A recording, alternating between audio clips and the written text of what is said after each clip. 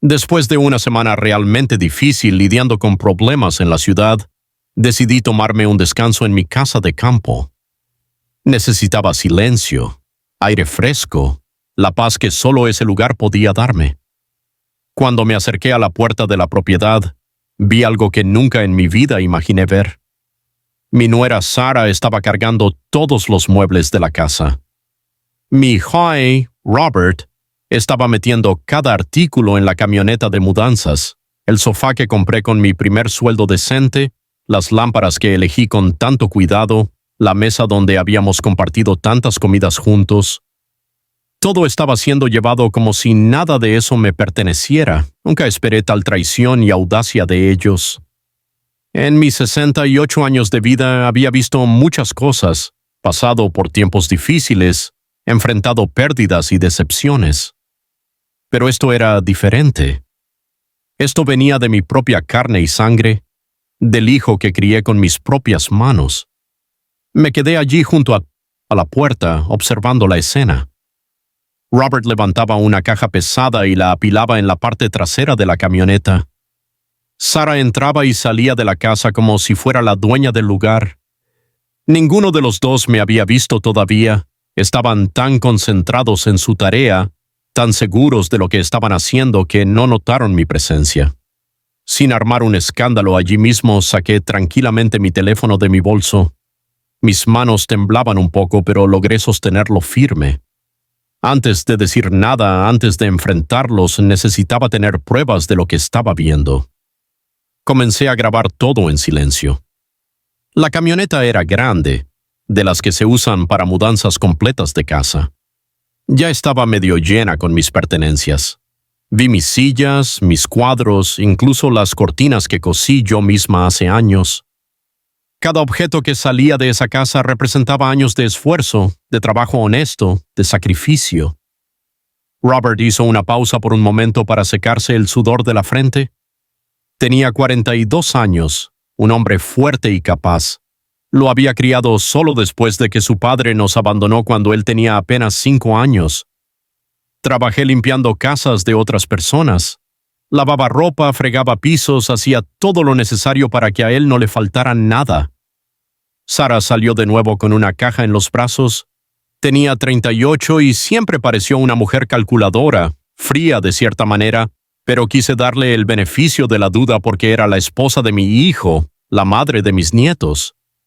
Ahora la veía con otros ojos colaborando en este robo descarado. Seguí grabando todo desde mi lugar junto a la puerta. La casa de campo estaba ubicada en una zona tranquila en las afueras, rodeada de árboles con vecinos a cierta distancia. Era mi santuario, el lugar que compré con los ahorros de toda una vida de trabajo duro. Cada dólar que invertí en esta propiedad provenía de mi sudor, de mis manos cansadas, de mis rodillas adoloridas. Mi mente comenzó a trabajar rápidamente a pesar de la conmoción. Necesitaba entender qué estaba pasando realmente. ¿Pensaban que no aparecería? ¿Creían que podían llevarse todo sin consecuencias? ¿Cuánto tiempo llevaban planeando esto? Robert volvió a entrar en la casa. Escuché su voz desde adentro hablando con Sara sobre qué artículos faltaban por cargar. Hablaban con naturalidad, sin aparente remordimiento. Para ellos esto era solo otra tarea, un plan que estaban ejecutando eficientemente. Recordé la última vez que hablé con Robert por teléfono, solo 3 días antes. Me preguntó cómo estaba, si necesitaba algo, si los problemas que tenía en la ciudad se habían resuelto. Sonaba preocupado, atento, como un hijo cariñoso. Ahora entendía que esas preguntas tenían otro propósito. Quería saber cuándo estaría fuera. ¿Cuánto tiempo tendría para hacer esto? Sara apareció con más artículos. Esta vez llevaba mis fotografías enmarcadas, las que guardaban recuerdos de toda mi vida. La foto de mi madre, que murió hace 10 años. La foto de Robert de niño, sonriendo con su ropa del primer día de escuela. La foto de mi difunto esposo, tomada meses antes de que nos dejara. Sentí un dolor profundo en el pecho, pero me mantuve firme. No iba a llorar, todavía no.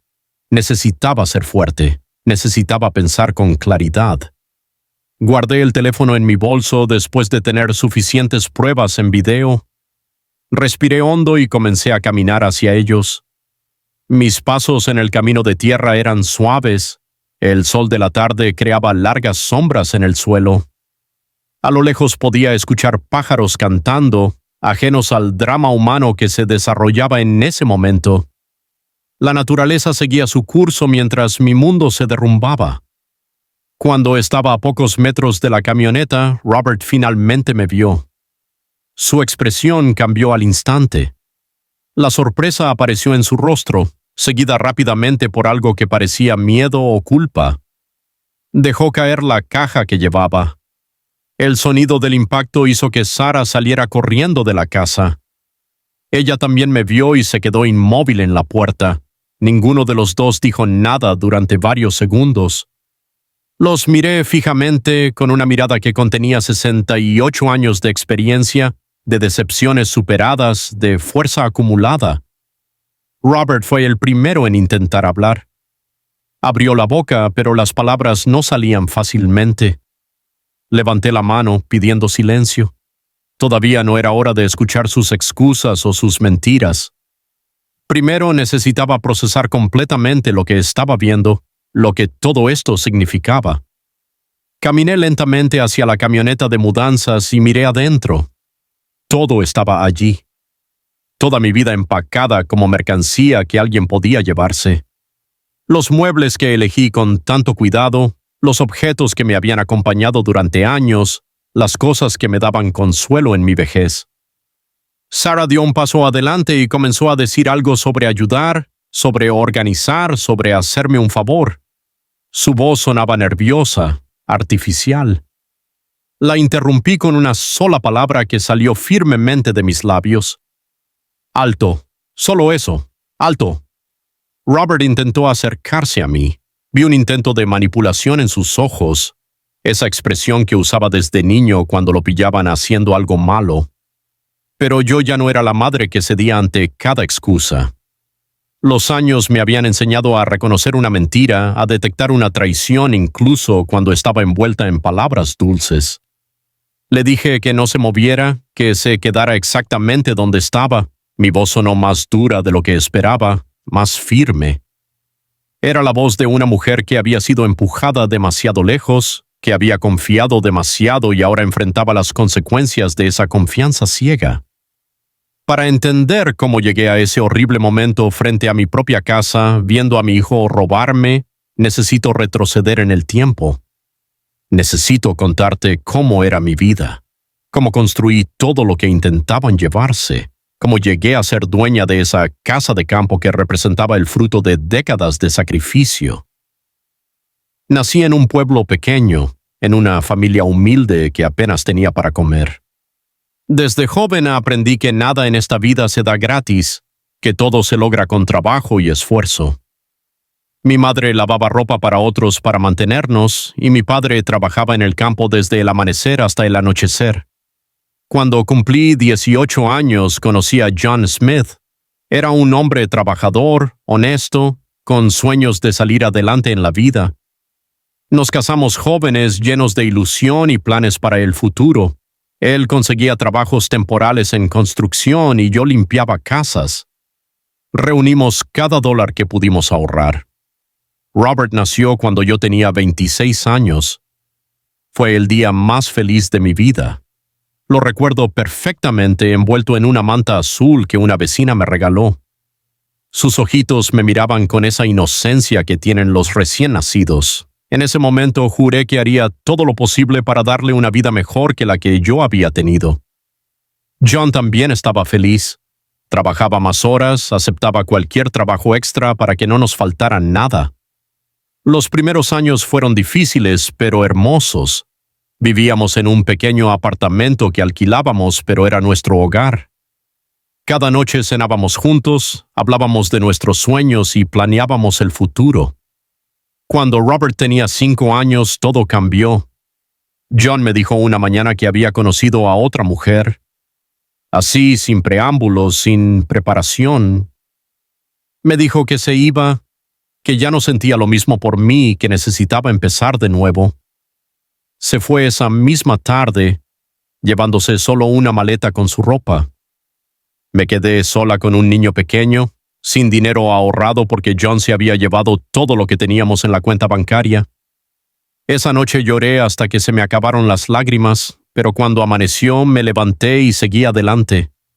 No tenía otra opción. Robert me necesitaba. Encontré un trabajo limpiando oficinas por la noche. Durante el día cuidaba a Robert y hacía trabajos de costura que me encargaban los vecinos.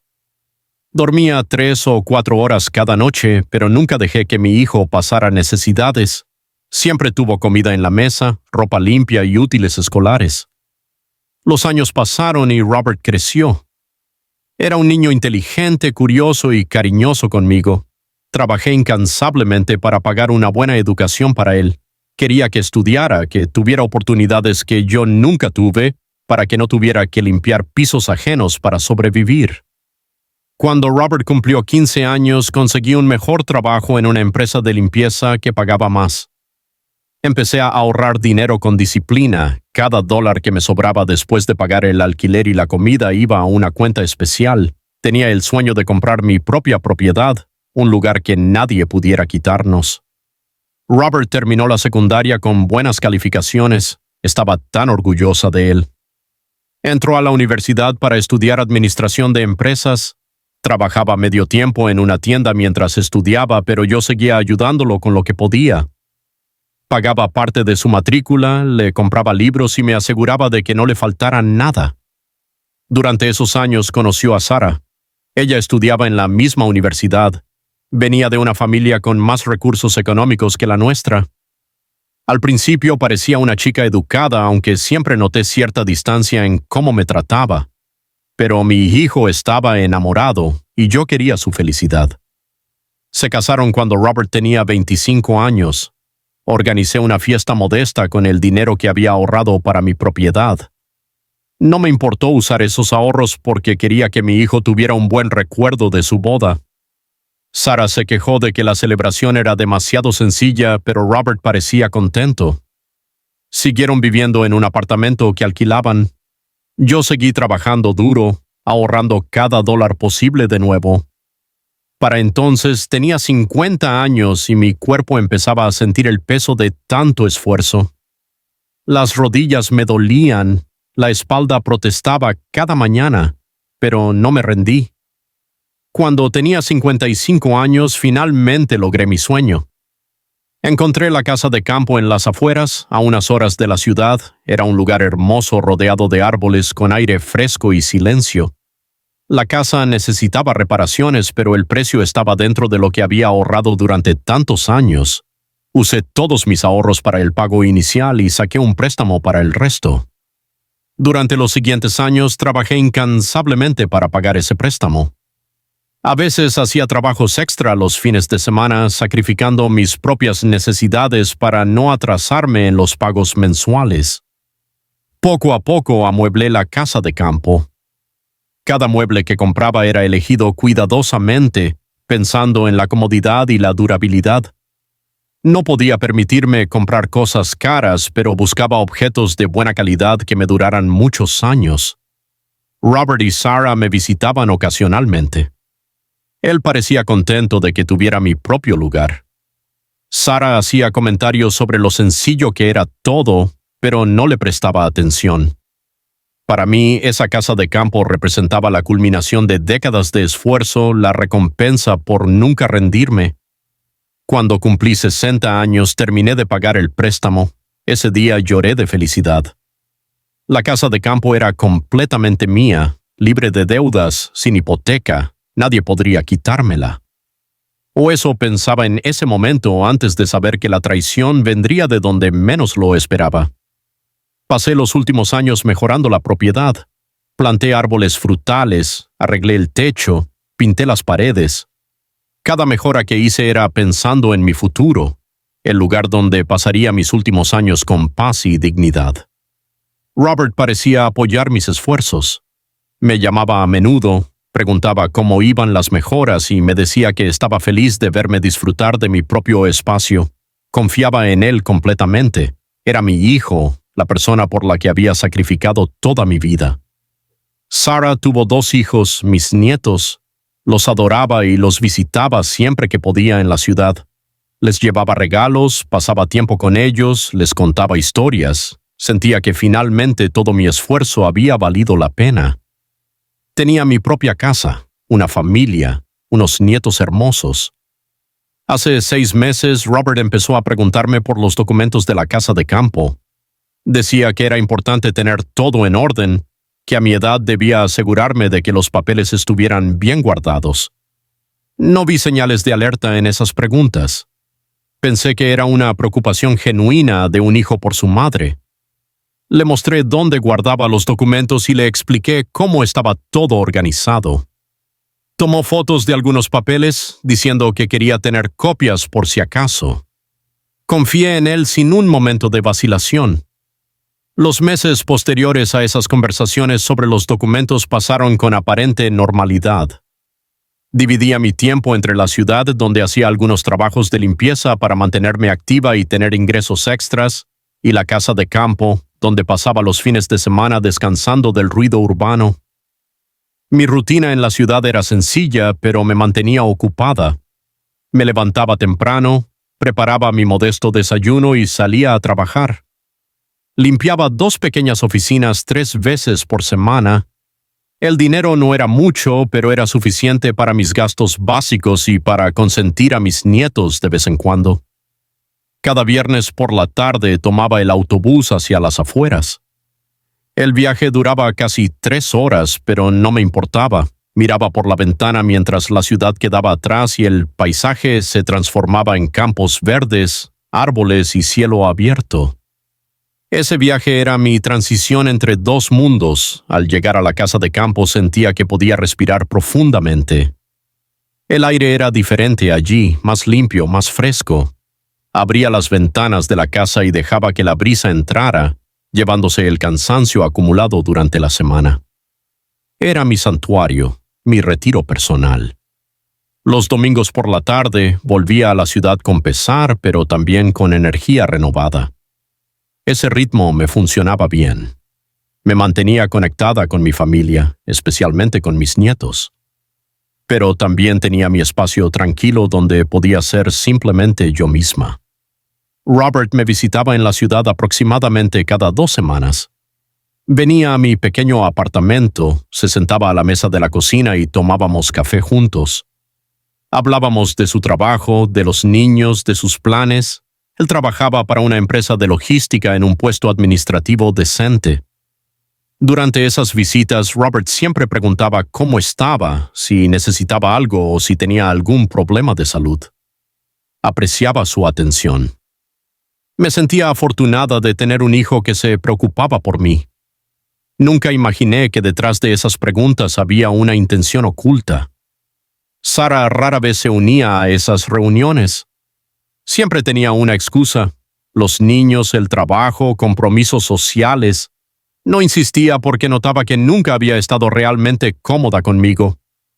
Venía de un entorno diferente, tenía costumbres distintas, y yo representaba un pasado humilde que tal vez le daba vergüenza.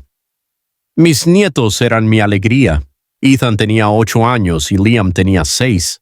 Cuando los veía sentía que todo mi esfuerzo había tenido sentido. Les compraba dulces, les contaba historias de cuando su padre era niño y jugaba con ellos. Me llamaban abuela Hortense y corrían a abrazarme cada vez que llegaba. En la casa de campo mantenía todo impecable. Limpiaba la casa cada fin de semana, regaba las plantas y cuidaba del pequeño jardín que había creado junto a la entrada. Cada rincón de ese lugar había sido trabajado con mis propias manos. Cosí las cortinas yo misma, elegí las decoraciones en mercados locales. Cada detalle tenía mi toque personal. Los vecinos de la zona eran amables, pero manteníamos cierta distancia. La casa de campo más cercana estaba a unos 200 metros de distancia. Allí vivía la señora Dolores Williams con su esposo. Ella tenía mi edad, 65 años, y ocasionalmente intercambiábamos saludos o algunas palabras sobre el clima o las plantas. Nunca fui de hacer amistades profundas. Mi vida había estado demasiado ocupada trabajando y criando a Robert, pero apreciaba la tranquilidad de saber que había gente cerca por si necesitaba ayuda.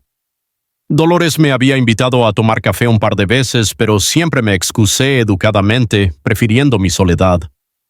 Hace 3 meses, Robert también empezó a visitarme en la casa de campo. Aparecía sin avisar, generalmente cuando yo estaba allí los fines de semana.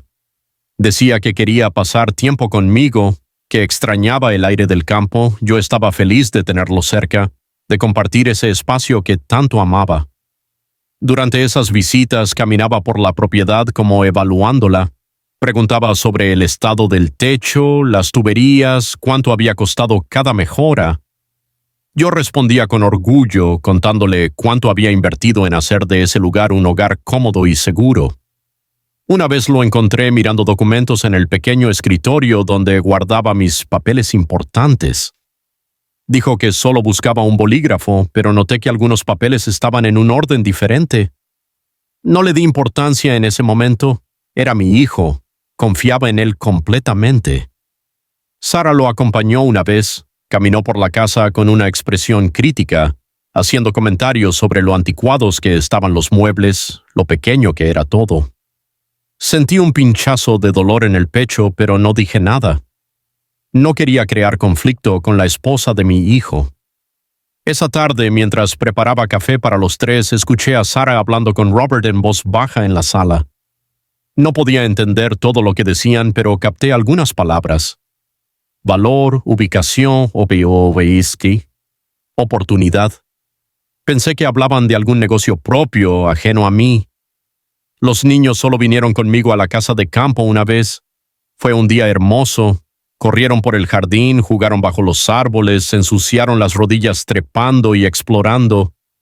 Los miré feliz, imaginando que tal vez algún día ellos también disfrutarían de ese lugar, que la casa de campo pasaría a las siguientes generaciones de nuestra familia. Robert tomó muchas fotos ese día de la casa, del terreno, de cada ángulo de la propiedad. Decía que quería tener lindos recuerdos de ese lugar especial. Posé sonriente junto a mis nietos, sin saber que esas fotos tendrían un propósito completamente diferente. Hace 2 meses, Robert me pidió que le diera una copia de las llaves de la casa de campo. Decía que era por seguridad, que si me pasaba algo o tenía una emergencia, él podría entrar para ayudarme. Parecía una petición razonable de un hijo preocupado. Le di las llaves sin vacilar. Una semana después de darle las llaves, Robert mencionó que había estado en la casa de campo un día entre semana para verificar que todo estuviera bien. Dijo que había notado una ventana suelta y la había asegurado.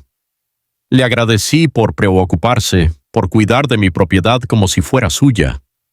Lo que no sabía entonces era que esa visita no había sido para ayudarme. Dolores me contaría más tarde que vio una camioneta estacionada frente a mi casa ese día, que vio gente entrando y saliendo, y que vio a Robert midiendo paredes y tomando notas. Pero en ese momento no sabía nada de eso.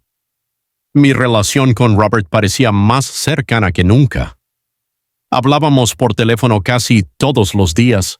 Me preguntaba por mi salud, mi trabajo, mis planes. Yo le contaba todo, feliz de tener esa conexión con mi hijo. Me sentía bendecida de que después de tantos años de sacrificio, finalmente tuviéramos una buena relación. Sara también empezó a ser más amable conmigo. Me llamaba ocasionalmente, preguntaba cómo estaba, me invitaba a cenar a su casa. Aceptaba esas invitaciones con gusto, pensando que finalmente había logrado ganarme su aprecio. Qué ingenua fui al no ver las señales. La primera señal real de que algo andaba mal llegó hace 6 semanas. Era una tarde de martes. Estaba en mi apartamento de la ciudad descansando después de limpiar una de las oficinas. Sonó mi teléfono y era un número desconocido. Dudé en contestar, pero finalmente lo hice. Era un hombre que se identificó como empleado de una notaría. Preguntó si yo era Hortense Smith, propietaria de la casa de campo en las afueras.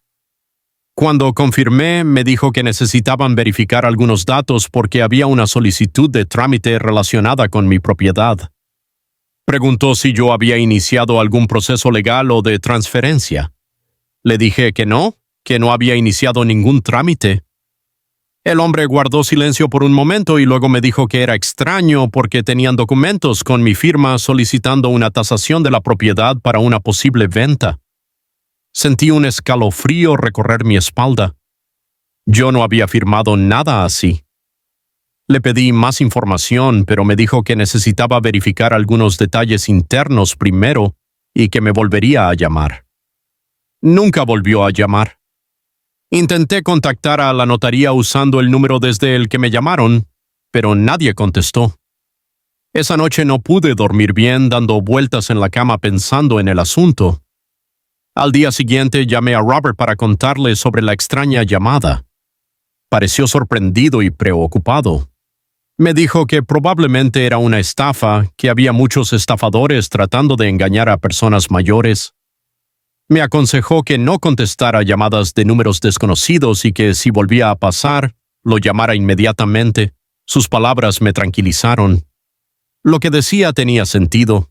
Había escuchado historias de estafadores que llamaban a personas mayores, haciéndose pasar por autoridades o empleados institucionales. Decidí seguir su consejo y olvidar el asunto, pero una parte de mí permaneció inquieta. 2 semanas después recibí una visita inesperada en mi apartamento y era un hombre de unos 50 años, bien vestido, que se presentó como representante de una empresa inmobiliaria. Me dijo que estaban interesados en comprar propiedades en la zona donde estaba mi casa de campo y querían hacerme una oferta.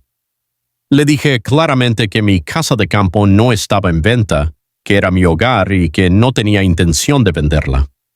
El hombre insistió. Me dijo que tenían un cliente muy interesado dispuesto a pagar un buen precio. Me mostró papeles con cifras.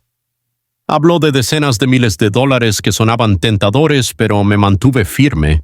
Le pedí que se fuera y le dije que no me molestara más. Antes de irse, me miró con una expresión extraña y dijo algo que se me quedó grabado.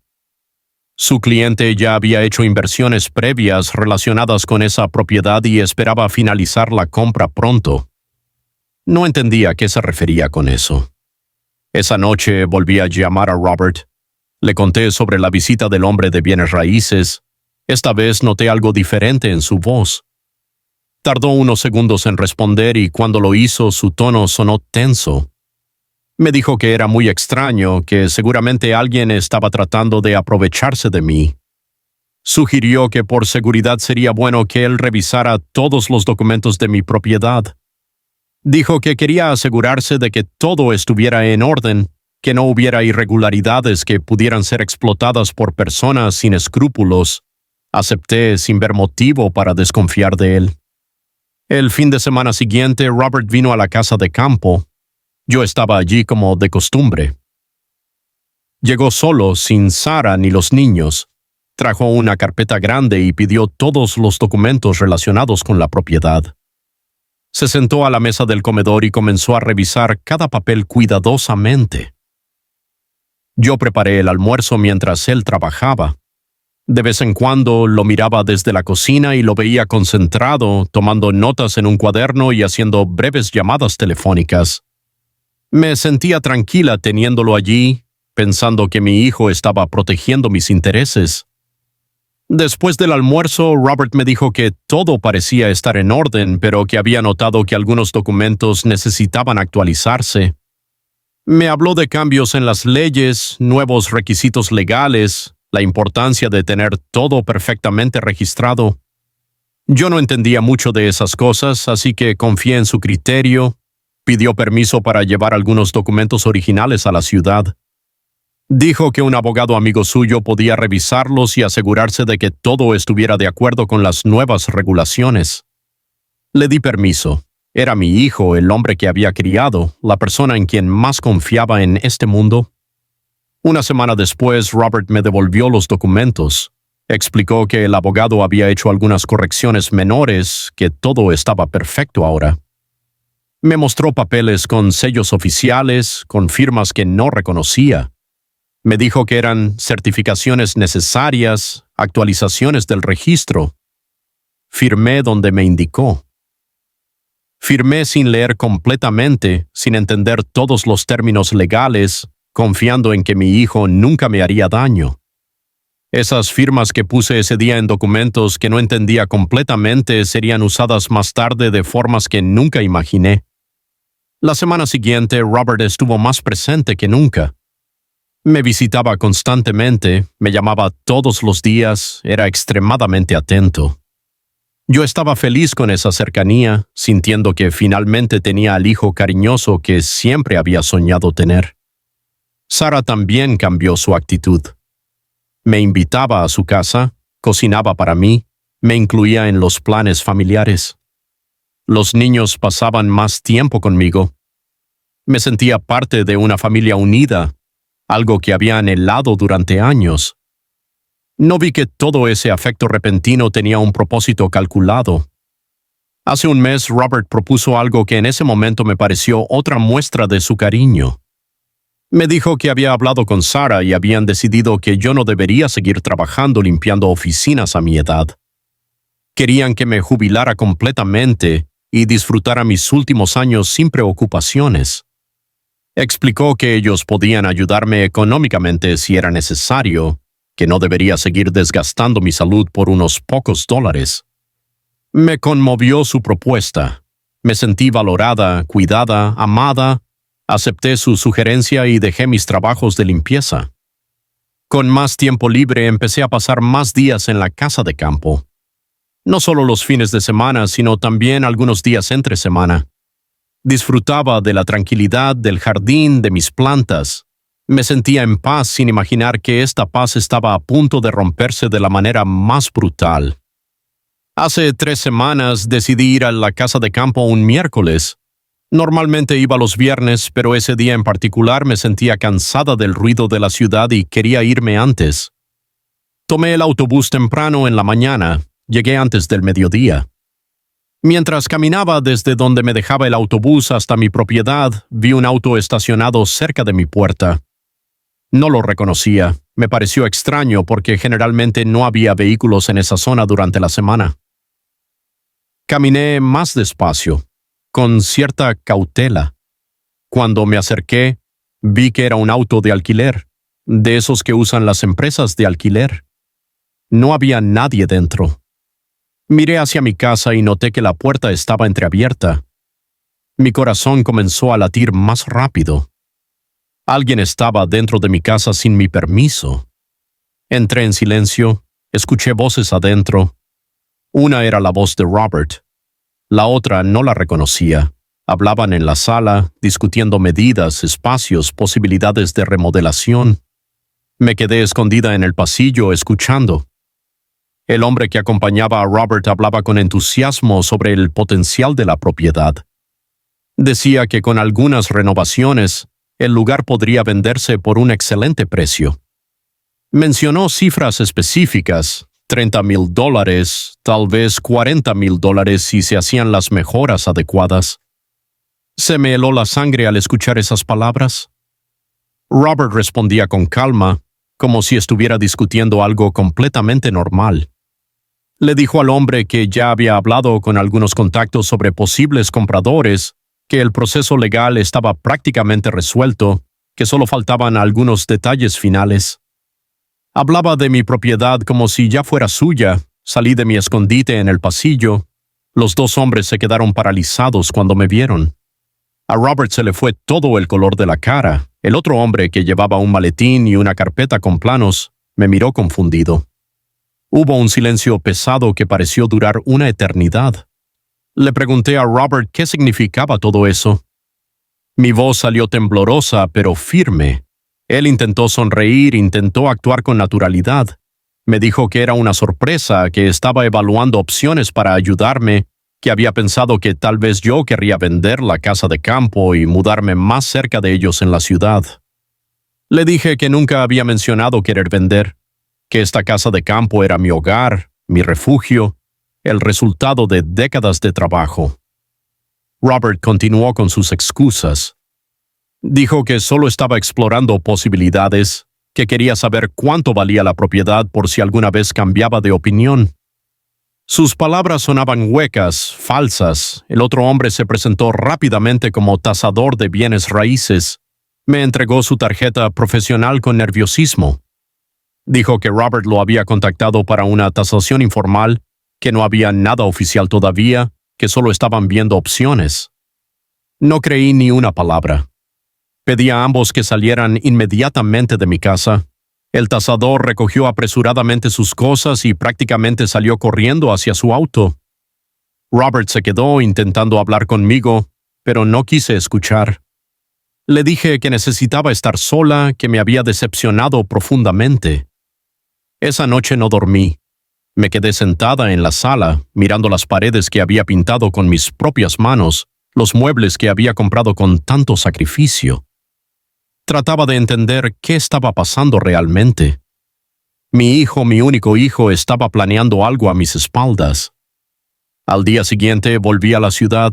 Necesitaba pensar. Necesitaba entender la magnitud de lo que había descubierto.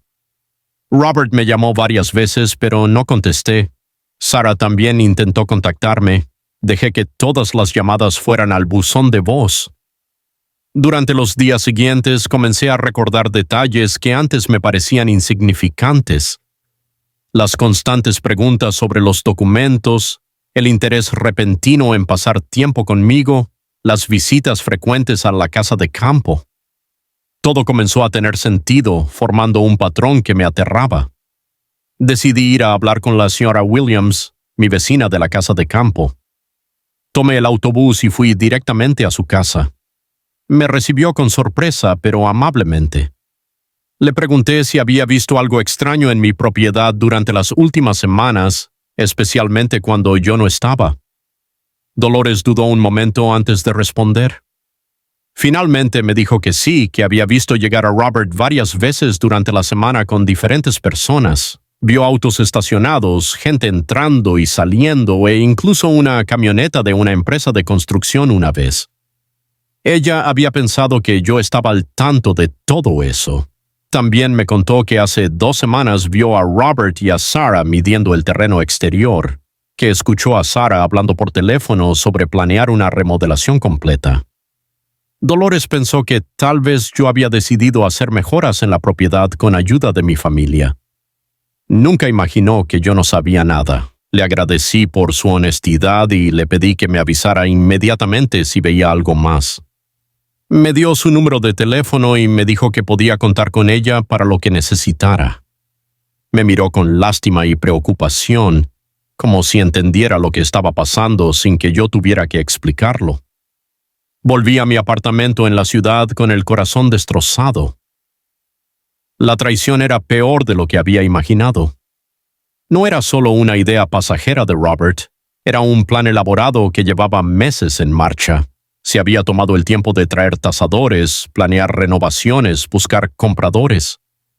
Esa tarde finalmente contesté una de las llamadas de Robert.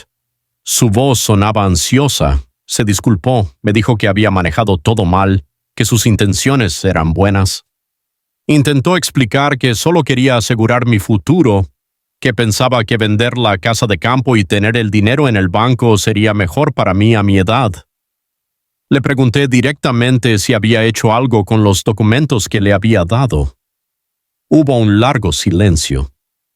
Luego me dijo que había actualizado algunos registros, como me había explicado que todo era legal.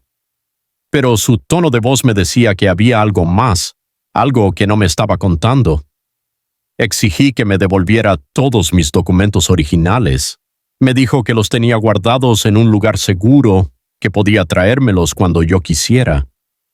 Le dije que los quería de vuelta inmediatamente. Acordamos vernos al día siguiente en mi apartamento.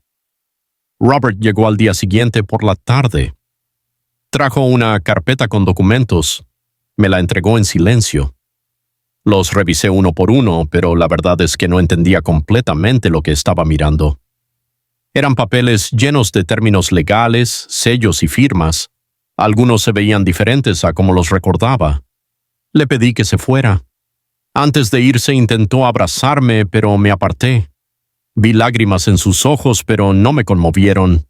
Había perdido mi confianza. Había roto algo que tal vez nunca se repararía. Cerré la puerta tras él y me quedé sola con los documentos. Durante los días siguientes traté de entender los papeles. Había uno en particular que me preocupaba.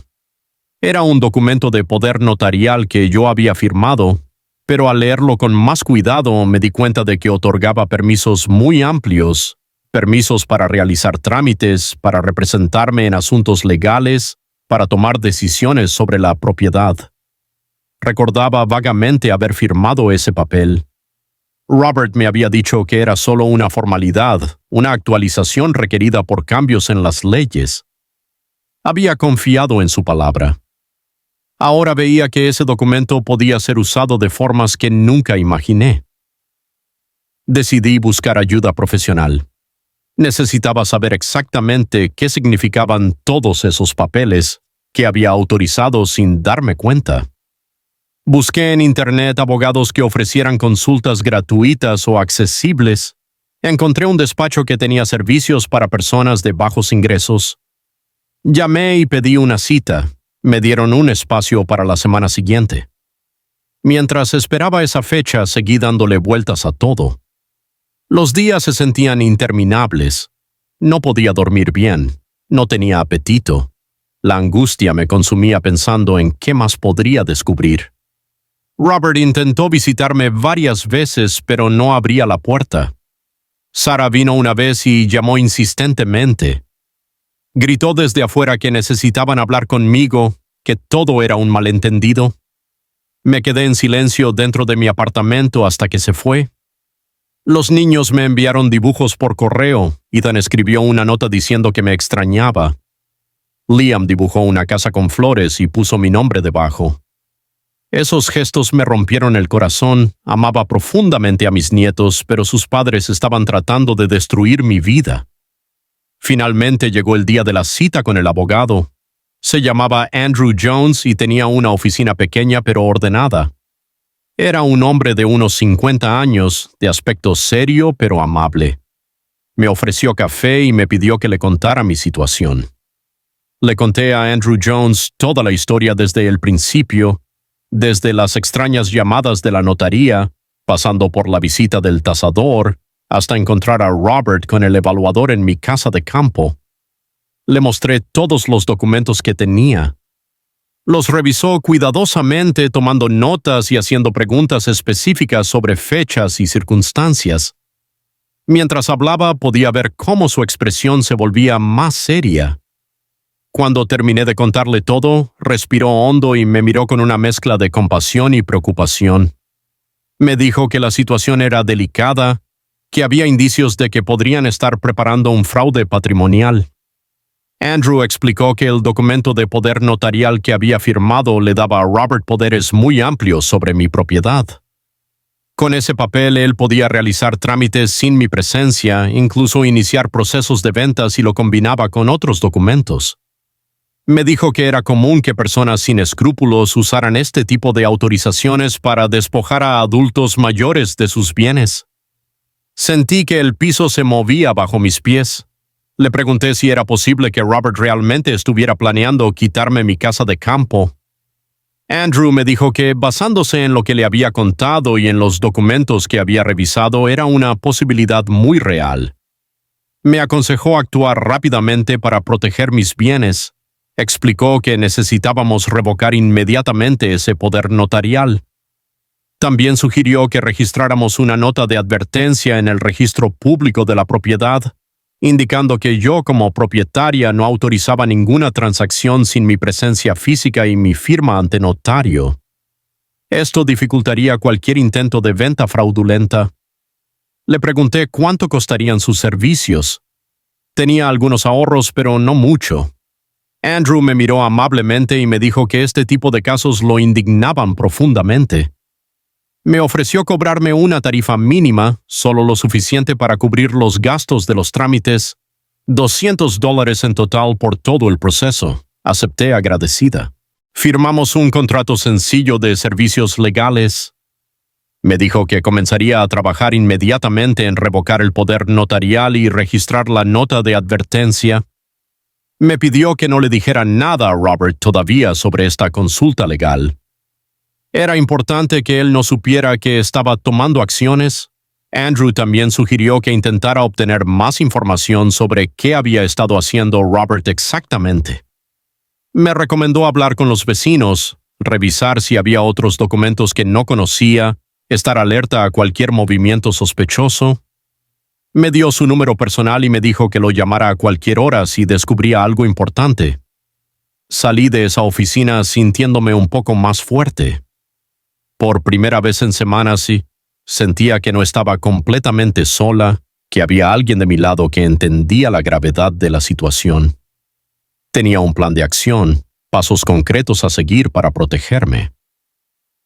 Los días siguientes los pasé trabajando en silencio. Andrew me mantuvo informada del progreso. La revocación del poder notarial se procesó rápidamente. La nota de advertencia en el registro de la propiedad tardó un poco más, pero finalmente también se completó. Legalmente,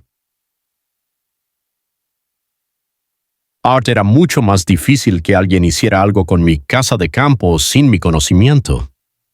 Mientras tanto, comencé a investigar por mi cuenta. Hablé con Dolores nuevamente.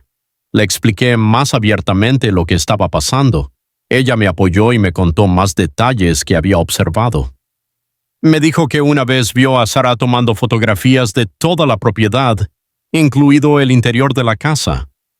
Dolores también mencionó que escuchó a Robert hablar por teléfono en el jardín de mi casa de campo hace unas 3 semanas. Hablaba sobre plazos, sobre fechas límite, sobre tener todo listo antes de que me diera cuenta. Esas palabras confirmaban que había un plan concreto con cronogramas establecidos. Le pedí a Dolores que si veía algo sospechoso nuevamente lo documentara, que tomara fotos si era posible, que anotara fechas y horas. Ella aceptó ayudarme. Dijo que éramos mujeres mayores y debíamos cuidarnos mutuamente. Me sentí agradecida de tener al menos una aliada en esta horrible situación. Robert seguía llamándome. Contestaba ocasionalmente para no levantar sospechas, pero mantenía las conversaciones breves. Insistía en que nos viéramos, que habláramos con calma. Me decía que me extrañaba, que los niños me extrañaban. Usaba todos los recursos emocionales que conocía para ablandarme. Sarah también intensificó sus intentos de contactarme. Me enviaba mensajes largos hablando de malentendidos, de la importancia de la familia. Me decía que Robert solo quería lo mejor para mí, que yo estaba interpretando todo mal. Sus palabras estaban llenas de manipulación, tratando de hacerme dudar de mi propia percepción. Una tarde recibí una llamada de un número desconocido. Era una mujer que se identificó como empleada de una empresa de mudanzas. Me preguntó si confirmaba el servicio programado para la semana siguiente. Le dije que no había solicitado ningún servicio de mudanza. Ella se mostró confundida y me leyó una dirección. Era la dirección de mi casa de campo. Pedí más detalles. Me dijo que tenían una orden firmada por Robert Smith para retirar muebles y pertenencias de esa dirección. La fecha programada era para 5 días después.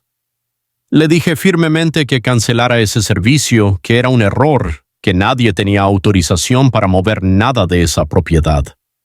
La mujer me dijo que necesitaba hablar con quien hizo la reserva porque ya se había pagado un depósito. Me dio el número de contacto que tenían registrado. Era el número de teléfono de Robert. Colgué la llamada y todo mi cuerpo comenzó a temblar. El plan estaba más avanzado de lo que pensaba. Inmediatamente llamé a Andrew. Le conté sobre la llamada de la empresa de mudanzas. Él se alarmó y me dijo que esto confirmaba sus peores sospechas. Me aconsejó ir a la casa de campo lo antes posible y quedarme allí, no dejarla sola ni un momento hasta que resolviéramos completamente la situación legal. También sugirió que denunciara esto a la policía como intento de allanamiento y robo. Explicó que aunque Robert era mi hijo, lo que estaba haciendo constituía un delito. Vacilé sobre involucrar a las autoridades. Era mi hijo a pesar de todo.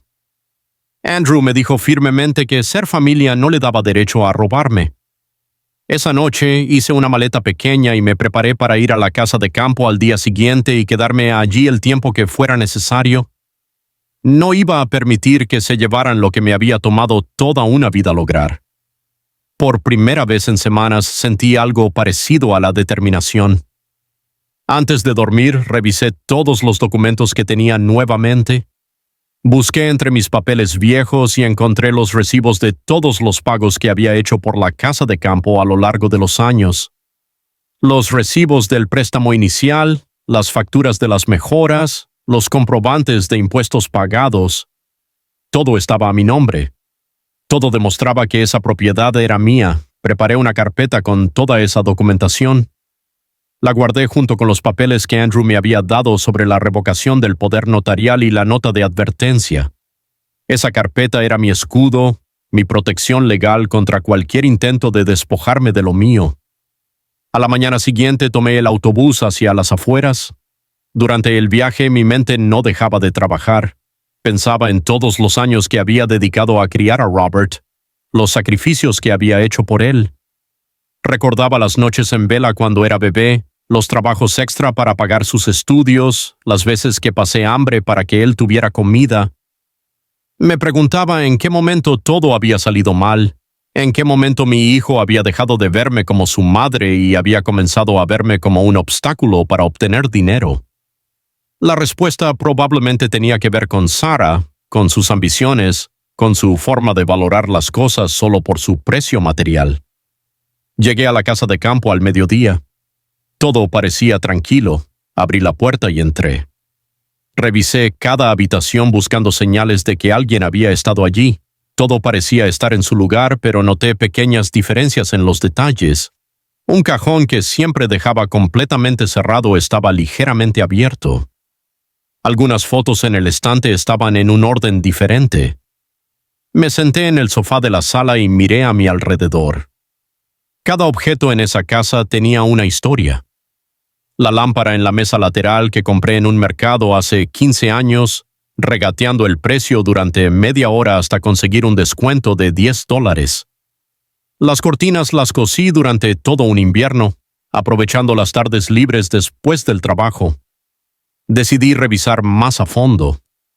Fui al escritorio donde guardaba los documentos importantes, abrí todos los cajones metódicamente.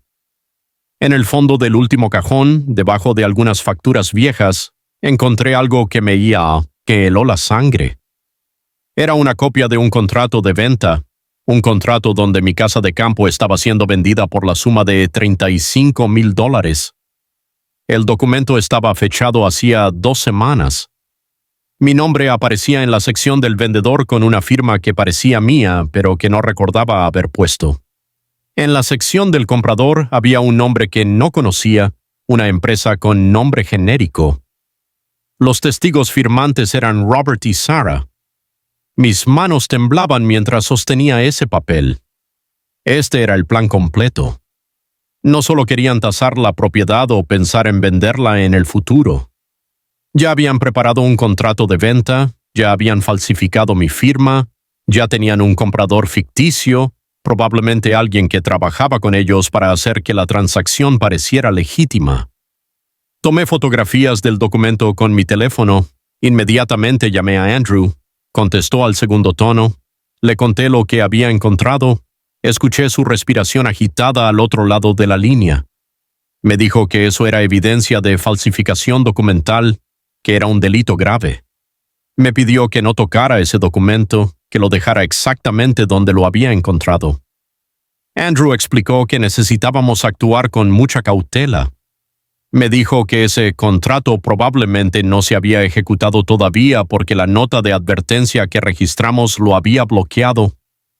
Cuando intentaron hacer el trámite final en el registro de la propiedad, debían haberse encontrado con la advertencia que habíamos colocado. Eso explicaba por qué habían programado la mudanza. Si no podían vender la propiedad legalmente porque yo había bloqueado el registro, su plan alternativo era simplemente vaciar la casa y tomar posesión física del lugar. Una vez que tuvieran control de la propiedad, sería más difícil para mí recuperarla, especialmente si destruían o escondían los documentos que demostraban mi propiedad. Andrew me dijo que ahora era absolutamente necesario presentar una denuncia formal ante la policía. Explicó que con ese contrato falso como evidencia teníamos pruebas suficientes de intento de fraude. Me dio instrucciones precisas sobre cómo proceder. Me dijo que no saliera de la casa de campo, que él vendría personalmente al día siguiente con un oficial de policía. Esa noche fue una de las más largas de mi vida. Cada ruido me sobresaltaba. Cada sombra que veía por la ventana me hacía temer que fueran Robert y Sarah llegando para enfrentarme. Cerré con llave todas las puertas. Revisé las ventanas. Me quedé despierta en el sofá con todas las luces encendidas. Pensé mucho esa noche. Pensé en cómo había llegado a este punto. Una mujer de 68 años sola en su casa, con miedo de su propio hijo. Me pregunté si había sido una mala madre, si había cometido errores tan graves que hubieran convertido a Robert en alguien capaz de hacerme esto. Pero luego recordé todos los valores que traté de enseñarle: honestidad, respeto, gratitud. Se los enseñé con el ejemplo, trabajando honestamente toda mi vida, nunca tomando lo que no era mío, tratando a todos con dignidad. Si él había elegido ignorar esas enseñanzas, esa responsabilidad era suya, no mía. Al amanecer escuché un auto acercarse. Mi corazón se aceleró. Miré por la ventana y vi que era Dolores en su vieja camioneta. Bajó con una canasta en las manos. Toqué la puerta desde adentro y la abrí. Había traído pan fresco, café y fruta. Me dijo que imaginaba que no había dormido bien y quería asegurarse de que tuviera algo para el desayuno. Nos sentamos en la cocina y le conté sobre el contrato falso que había encontrado. Dolores movió la cabeza con tristeza. Me dijo que había visto tantos casos similares en su vida, hijos aprovechándose de padres mayores, viéndolos como fuentes de dinero en lugar de personas que merecían respeto y cuidado. Me preguntó si tenía miedo de lo que vendría después. Le dije la verdad, sí, tenía miedo. Miedo de enfrentar públicamente a mi hijo, miedo de perder el contacto con mis nietos, miedo de quedarme completamente sola. Pero tenía más miedo de quedarme sin nada, sin hogar, sin dignidad después de una vida de trabajo honesto. Dolores tomó mis manos sobre la mesa, me dijo que estaría conmigo en lo que necesitara, que no me dejaría sola en este proceso. Me contó que ella también había pasado por situaciones difíciles con su familia, que entendía lo doloroso que era cuando quienes deberían protegerte son los que te lastiman. Alrededor de las 10 de la mañana, Andrew llegó acompañado de un oficial de policía. El oficial era un hombre de unos 40 años de aspecto profesional. Andrew hizo las presentaciones formales. El oficial me pidió que le contara toda la historia desde el principio. Me senté con ellos en la sala y narré cada detalle nuevamente. Mostré el contrato falso que había encontrado. El oficial lo examinó cuidadosamente, tomó fotografías y lo colocó en una bolsa de evidencia. Me hizo preguntas específicas sobre las firmas, sobre cuándo supuestamente lo había firmado, sobre si reconocía a los testigos. Respondí cada pregunta con la mayor precisión posible. El oficial me explicó que esto constituía falsificación de documentos e intento de fraude patrimonial. Me dijo que podían abrir una investigación formal, pero que debía estar preparada para las consecuencias. Significaba que Robert sería interrogado, posiblemente enfrentando cargos criminales. Le dije que entendía que a pesar del dolor que me causaba, necesitaba proteger lo que era mío. Andrew intervino explicando todas las medidas preventivas que habíamos tomado. El oficial asintió aprobadoramente. Dijo que habíamos actuado correctamente al registrar la nota de advertencia, que eso probablemente había impedido que el fraude se completara. Me felicitó por buscar ayuda legal a tiempo. Después de tomar mi declaración formal, el oficial me dijo que también contactarían a la empresa de mudanzas que había sido contratada. Tendrían que testificar sobre quién hizo la reserva y proporcionar documentos relacionados. Todo eso serviría como evidencia adicional del plan que Robert y Sarah habían elaborado. Antes de irse, el oficial me dio algunas recomendaciones de seguridad. Sugirió que cambiara inmediatamente las cerraduras de la casa, ya que Robert tenía copias de las llaves. Me dijo que documentara todo, que tomara fotografías de mis pertenencias, que llevara un registro de cualquier intento de contacto o intimidación. Andrew se quedó un poco más después de que el oficial se fuera. Me explicó los próximos pasos en el proceso legal. Habría una investigación que podría tomar algunas semanas. Durante ese tiempo necesitaba mantenerme firme, no dejarme convencer por Robert si intentaba manipularme emocionalmente. Me recordó que lo que había hecho era grave, criminal, no solo un error familiar. Esa tarde contraté a un cerrajero local que Dolores me recomendó.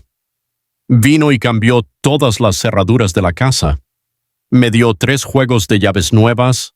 Guardé uno conmigo, le di otro a Dolores por si necesitaba ayuda en una emergencia, y guardé el tercero en un lugar seguro dentro de la casa.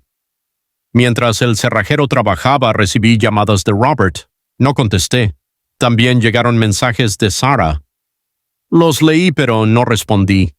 Decían que estaban preocupados porque no podían ubicarme, que necesitaban hablar urgentemente.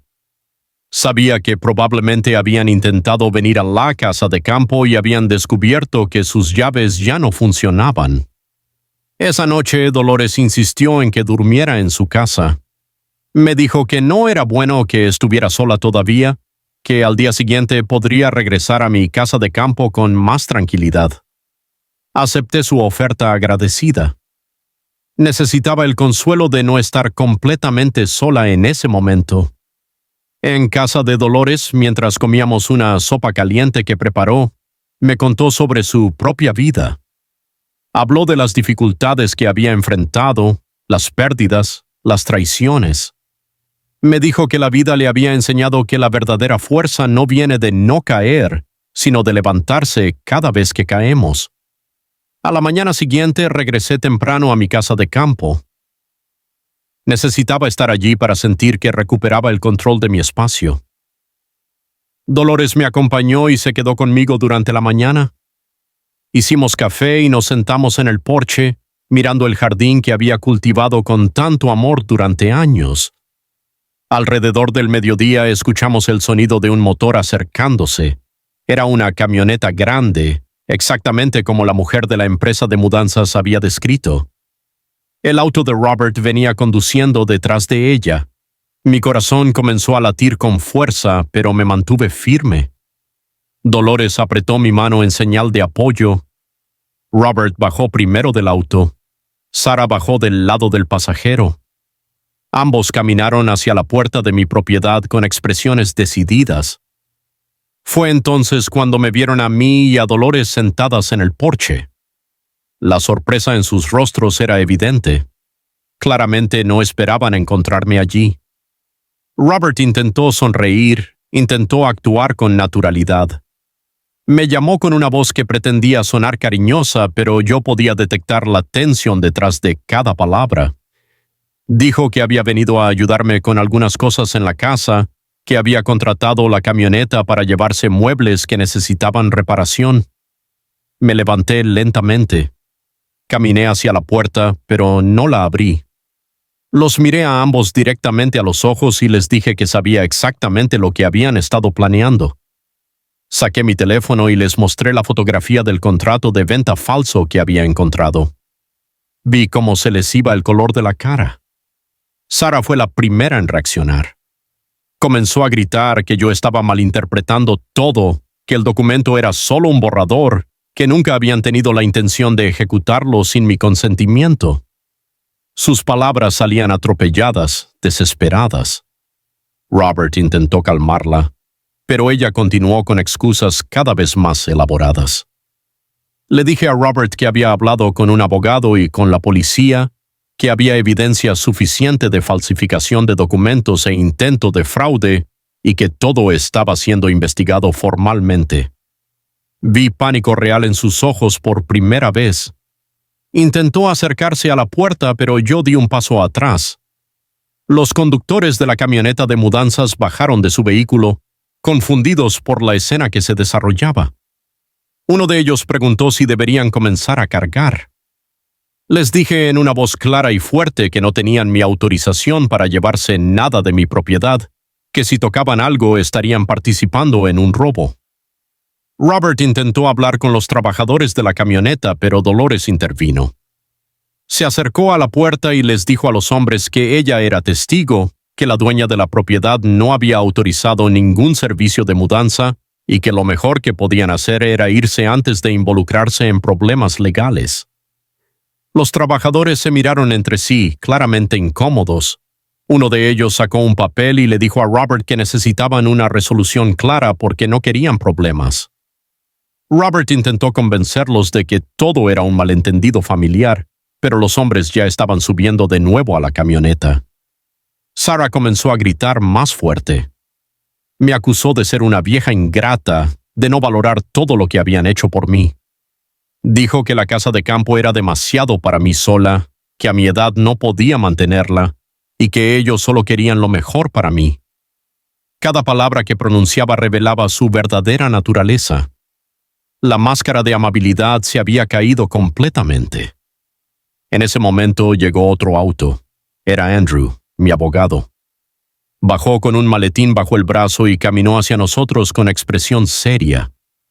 Se presentó formalmente ante Robert y Sarah como mi representante legal. Les informó que había una investigación criminal en curso y que cualquier intento de intimidación o acceso a la propiedad sin autorización sería denunciado inmediatamente a las autoridades. Robert intentó hablar con Andrew, intentó explicar su versión de los hechos. Andrew lo interrumpió con voz firme. Le dijo que era inapropiado que hablaran en ese momento, que si tenía algo que decir debería hacerlo a través de su propio abogado durante la investigación oficial. Extendió su tarjeta de negocios para que Robert tuviera la información de contacto. Sarah seguía gritando, pero ahora sus gritos eran más sobre dinero. Decía que habían invertido tiempo y recursos en planificar mejoras para la propiedad, que habían gastado dinero en tasaciones y trámites, que yo les debía una compensación por esos gastos. Su codicia quedaba expuesta con cada palabra. Andrew tomó algunos documentos de su maletín, le mostró a Robert la revocación oficial del poder notarial que yo había firmado premente. También le mostró el registro de la nota de advertencia sobre la propiedad. Explicó que cualquier documento que él tuviera en su posesión relacionado con la casa de campo ya no tenía validez legal, que yo había tomado todos los pasos necesarios para proteger mis bienes. La camioneta de mudanza se fue en ese momento dejando a Robert y Sarah solos frente a mi puerta. Robert intentó una última vez hablar conmigo directamente. Su voz ahora sonaba diferente, suplicante. Me dijo que yo era su madre, que no podía hacerle esto, que debía pensar en mis nietos, en la familia. Sentí un pinchazo de dolor en el corazón al escuchar mencionar a mis nietos. Los extrañaba terriblemente, pero me mantuve firme. Le dije a Robert que él había elegido traicionarme, que había planeado robarme lo que me había tomado toda una vida lograr, que las consecuencias de sus acciones eran su responsabilidad, no mía. Sarah intentó acercarse, empujando la puerta, pero Dolores se interpuso frente a ella. Le dijo a Sarah con voz calmada pero firme que abandonara inmediatamente la propiedad, que había testigos de todo lo que estaba pasando, que cada palabra que pronunciaban podía ser usada en su contra durante la investigación. En ese momento llegó una patrulla de policía. El oficial que había tomado mi declaración el día anterior bajó del vehículo. Se acercó al grupo y preguntó si había un problema. Andrew explicó brevemente la situación. El oficial miró a Robert y Sarah y les pidió que se identificaran. Robert sacó su identificación con manos temblorosas. El oficial revisó su identidad y anotó su información. Le preguntó qué estaba haciendo allí con una camioneta de mudanzas. Robert intentó explicar que había sido un malentendido, que solo quería ayudar a su madre. El oficial lo interrumpió y le dijo que ya estaba al tanto de la investigación en curso. El oficial advirtió formalmente a Robert y Sarah que no deberían acercarse a la propiedad nuevamente sin autorización explícita del propietario, que cualquier violación de esta advertencia resultaría en arresto inmediato. Les dijo que necesitaban abandonar el lugar en ese momento. Robert asintió en silencio, derrotado. Antes de irse, Robert me miró una última vez.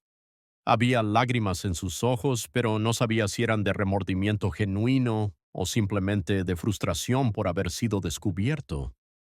Quería creer que algo del niño que crié quedaba, pero ese niño parecía haber desaparecido hace mucho tiempo. Sara se subió al auto, furiosa, dando un portazo.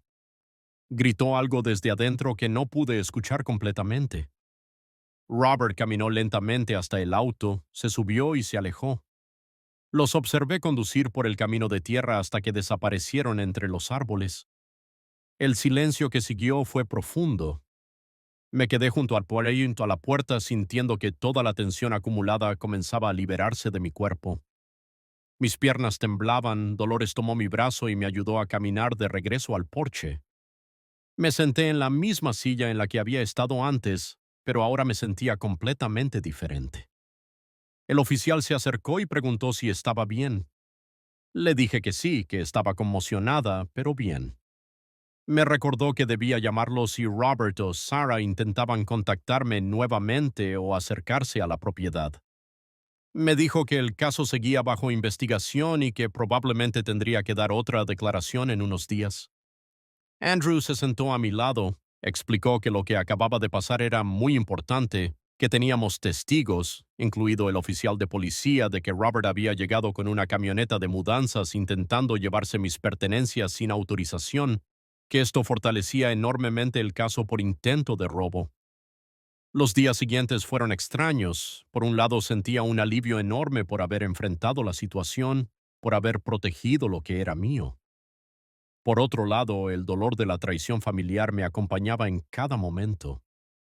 Pasé las noches en mi casa de campo, ahora sintiendo verdaderamente que era mi refugio seguro.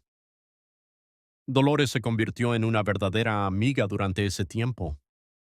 Venía a visitarme todos los días, compartíamos café y hablábamos de la vida. Me contaba historias de su juventud, de las dificultades que había enfrentado. Yo también compartía con ella recuerdos que había guardado durante años. Esa amistad que floreció en medio de la crisis fue un regalo inesperado. Andrew me mantuvo informada sobre el progreso de la investigación. La policía había interrogado a Robert y Sarah. También habían hablado con la empresa de mudanzas, el tasador que estuvo en mi casa y la notaría donde intentaron registrar el contrato falso. Cada testimonio confirmaba el plan que habían ideado para despojarme de mi propiedad. 3 semanas después del enfrentamiento en la puerta, Andrew me citó en su oficina. Me dijo que había noticias importantes. El fiscal del distrito había decidido proceder formalmente con cargos contra Robert y Sarah por falsificación de documentos e intento de fraude patrimonial. Enfrentaban la posibilidad de sentencias de prisión si se los declaraba culpables. Me preguntó cómo me sentía al respecto. Le dije la verdad. Me sentía devastada, pero también liberada. Devastada porque era mi hijo, porque había soñado con una vejez rodeada de familia cariñosa. Liberada porque finalmente había puesto límites. Me había defendido. Había dicho basta. Andrew explicó que existía la posibilidad de llegar a un acuerdo antes de ir a juicio. Si Robert y Sarah se declaraban culpables, devolvían cualquier documento que tuvieran, firmaban un compromiso legal de no acercarse a mí ni a mi propiedad, y me compensaban por los gastos legales, la fiscalía podría considerar sentencias menores o alternativas a la prisión. Me preguntó si estaría dispuesta a considerar esa opción. Pensé varios minutos antes de responder. Dije que sí, que a pesar de todo no quería ver a mi hijo en prisión, pero tenía condiciones. Quería que admitieran públicamente lo que habían hecho. Quería que mis nietos supieran la verdad cuando fueran mayores, y quería una garantía absoluta de que nunca intentarían algo similar nuevamente. Las negociaciones tomaron varias semanas más. El abogado de Robert y Sarah intentó minimizar los hechos, pero la evidencia era demasiado contundente. Finalmente llegaron a un acuerdo, admitieron su culpabilidad, se comprometieron a mantenerse alejados y me compensaron con $3,000 por los gastos legales y el daño causado. Parte del acuerdo incluía que Robert escribiera una carta explicando sus acciones. Cuando recibí esa carta, me senté en mi porche y la leí con lágrimas corriendo por mis mejillas. Admitía que se había cegado por la codicia, influenciado por Sara y presionado por deudas que yo no conocía. Se disculpaba, aunque admitía que no merecía ser perdonado. No respondía a esa carta. No estaba lista todavía. El dolor era demasiado reciente, demasiado profundo. Puse la carta en un cajón, pensando que tal vez algún día podría leerla sin sentir que me atravesaba el corazón. Pero ese día no había llegado todavía. Pasaron los meses, me dediqué a sanar, a reconstruir mi vida. Dolores y yo nos volvimos inseparables. Ella me enseñó a tejer, algo que nunca había tenido tiempo de aprender. Yo le enseñé mis recetas de cocina, las que había perfeccionado durante décadas. Nos acompañamos mutuamente en la soledad que ambas compartíamos. Comencé a participar en actividades de la comunidad local. Había un grupo de mujeres mayores que se reunía los martes en la iglesia del pueblo cercano. Fui una vez por curiosidad y encontré un grupo de mujeres fuertes. Se notaba que habían pasado por sus propias batallas. Me aceptaron inmediatamente, me hicieron sentir parte de algo más grande. Una de esas mujeres, Frances, tenía una historia similar a la mía. Su hija había intentado que la declararan mentalmente incompetente para tomar control de sus finanzas. Otra, Elena, había sido despojada de su casa por un sobrino, pero logró recuperarla después de una batalla legal de 2 años. Sus historias me mostraban que no estaba sola, que este tipo de abuso familiar era más común de lo que imaginaba. Juntas comenzamos a organizar charlas informativas en la comunidad. Invitamos a Andrew a venir y explicar los derechos de las personas mayores, cómo protegerse contra el abuso familiar, qué señales de advertencia deberían buscar. Las charlas estaban llenas de gente. Había una necesidad enorme de esta información. Me di cuenta de que mi experiencia dolorosa podía usarse para ayudar a otras personas. Compartí mi historia públicamente por primera vez en una de esas charlas. Fue difícil. Lloré mientras hablaba, pero sentí que un peso se levantaba de mis hombros. Varias mujeres se me acercaron después para agradecerme, para decirme que mi valentía las había inspirado. 6 meses después del enfrentamiento recibí una carta inesperada. Era de Ethan, mi nieto mayor.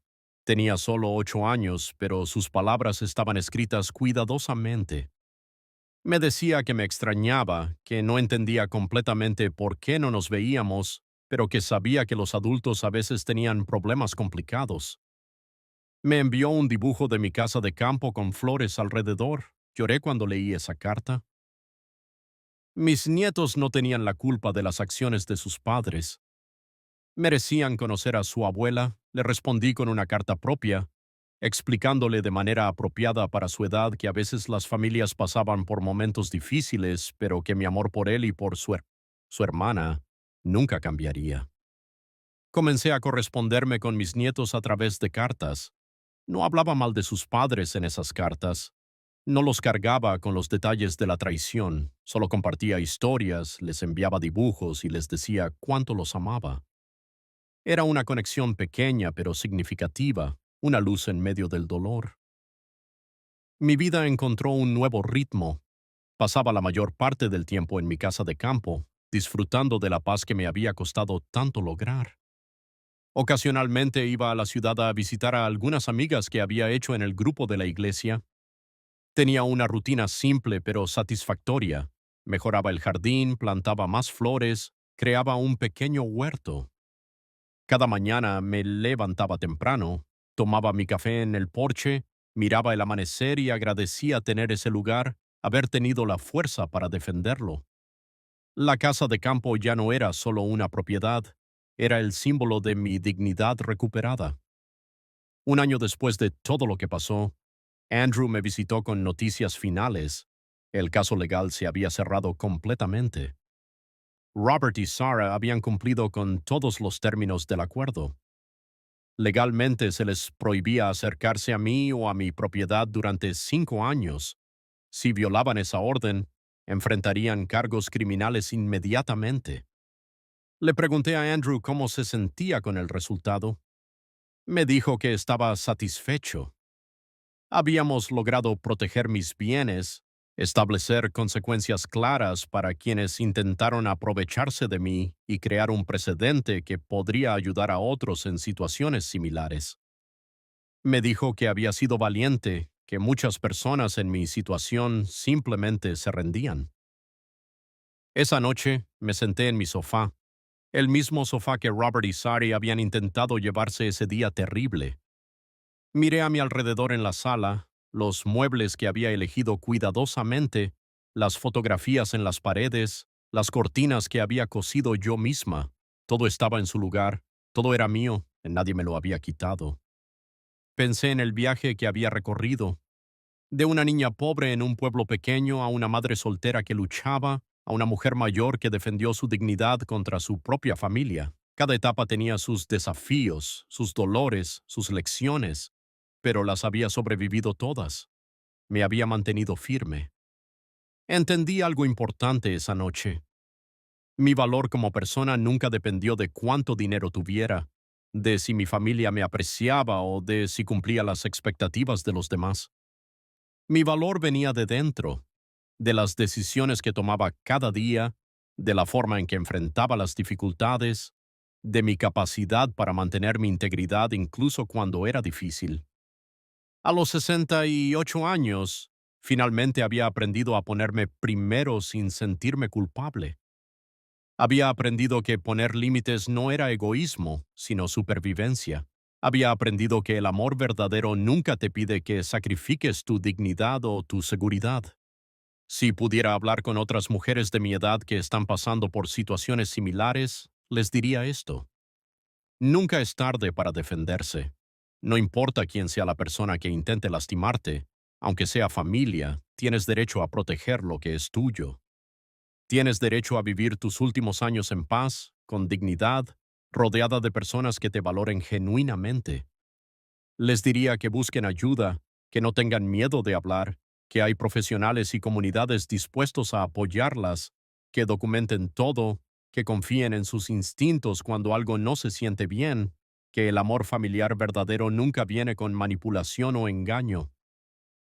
Mientras el sol se ponía ese día, pintando el cielo con colores, me sentí en paz. Había pasado por el fuego y había salido al otro lado. No intacta, pero más fuerte.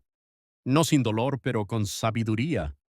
Y sobre todo con mi casa todavía en pie, mis recuerdos todavía en las paredes y mi dignidad completamente intacta.